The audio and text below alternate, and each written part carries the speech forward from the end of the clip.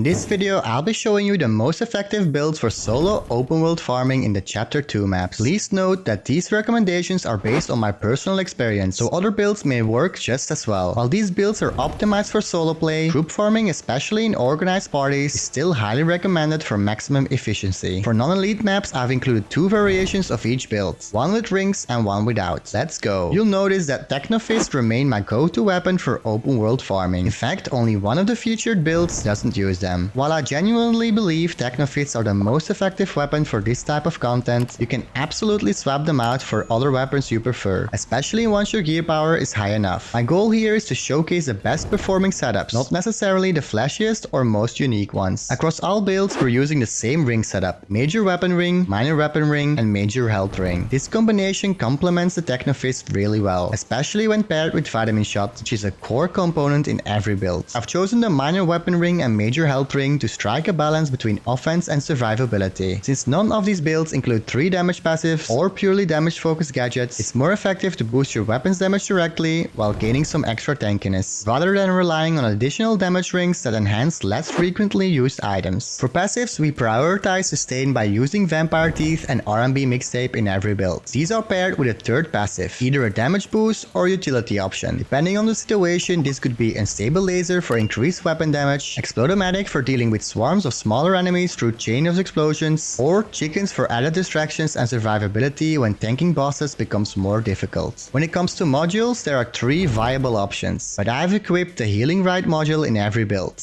If you're farming solo, sustain is absolutely essential. The ability to heal while riding makes a huge difference, especially when paired with the extra healing provided by the major health ring. This combination is incredibly effective for staying alive during tougher encounters. That said, you can swap in Speed Kill if you're dealing with large numbers of fast dying enemies, or use the Super Dash module if you find yourself struggling to dodge incoming attacks. These alternatives can offer more utility depending on the situation and your personal playstyle. Lastly, the gadgets. We have 2 fixed slots once more, and 1 slot which depends on the situation. Vitamin Shot provides both increased sustain and bonus weapon damage, making it a perfect fit for open world farming. Its synergy with weapon boosting rings enhances your overall effectiveness, and because it contributes to both survivability and DPS, it absolutely earns a permanent slot in every build. The second gadget slot is consistently reserved for the Multi-Zapper. This ability delivers strong burst damage against bosses, but its real strength lies in its utility. It can also stun small to medium enemies. With proper timing, it can interrupt critical actions such as Shaman Heals, Diamond Shell Shields, or any ability with a charge up animation. Thanks to this versatility, the Multi-Zapper is a core part of every build, with the sole exception being Corrupted Castle Undercroft, where a different setup is more effective. The last gadget slot is flexible and should be tailored to the situation. Boombox is ideal if you need an extra stun to interrupt enemy attacks, especially useful against healing shamans or heavy hitting elites. Really Cool Sticker excels in scenarios with multiple big bosses or when you need to burst down medium-sized enemies quickly. Sheldon, when paired with Chickens, is a great choice for distracting difficult bosses. I find Sheldon very effective in Frostpaw Dock, as it can keep Kyudus and Freezers occupied, allowing you to deal damage without pressure. Feud 3000 offers a mix of tanking and damage, but it's most effective on maps where bosses have fewer to no dash mechanics, otherwise you risk them running outside of the turret's attack range. Snow Globe is a great option on mob heavy maps. It slows down enemies, and when combined with Explodomatic, can trigger devastating chain reactions among tightly packed groups. I'm curious to know which outfit you like the most in this video, and what outfits are you using yourself? Let me know in the comments below. With all that said, I will see you in the next stream or video. Bye.